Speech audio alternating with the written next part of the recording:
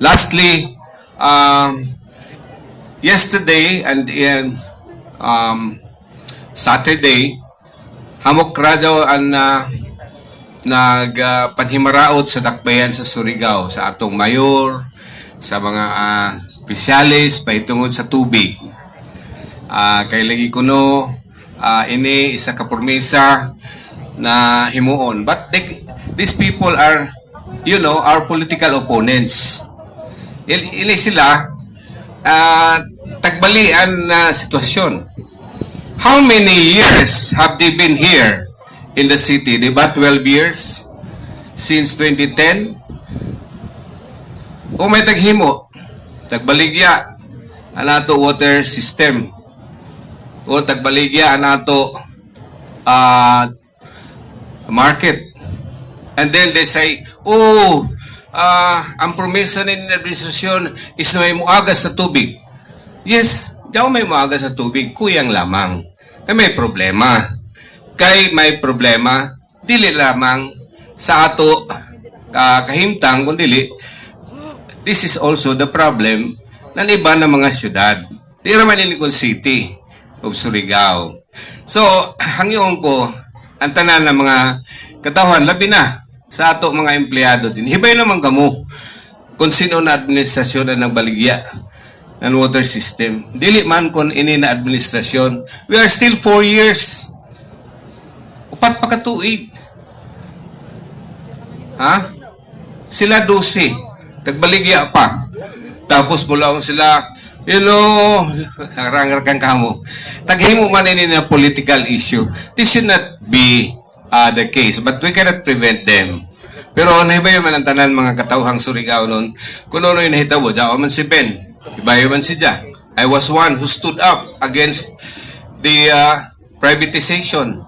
And they said, kinahanglan na i-privatize na. Kaya para magana ang ato water system. But what? For pila katuig gikan sa pag-privatize, may problema. Kita, ada pa kita mo. Pakani kita mag 6 months or 7 months na to take over. So, it's not really that we have not done nothing at all.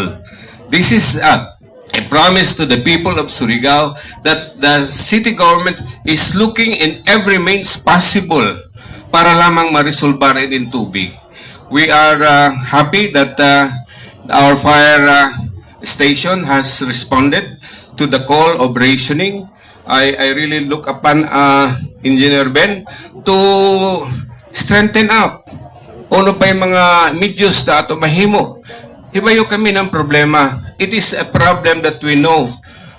It is a problem that we have taken of note. It is not simply that we have ignoring it. It is not simply that it is a problem that we just let it go from one ear to the other. It is something that we have done now and for the coming days na mahimo nato ang tanan para lamang maibsan ang mga problema sa ato tubig. So, amoy na ako mensahe ko man, let it be, whether kada adlaw sila daon sa radyo, pero kami sab kada adlaw naghanap ng solusyon para sa ini na problema. Pero one thing is sure, dili ini kung amo na taghimo na problema. Dili ini kung kami ang nagbaligya ng water system. Dili kung kami ang nagbaligya ng ato public market. This is a problem that has become a prime problem. Prime water, prime mark. Who made this? We do not exactly, who did this. So sa tanan na mga empleyado sa dakbayan sa Surigao, let it be in your mind as always, they are always looking forward, making sure that we can best serve the needs of our people of Surigao, and we are looking forward for the coming days of the activities that we will have for the Charter Day. We will already be 56 years old by August 31. 56 years old and counting. So, Dijo Tanan, God bless. To God always be the glory.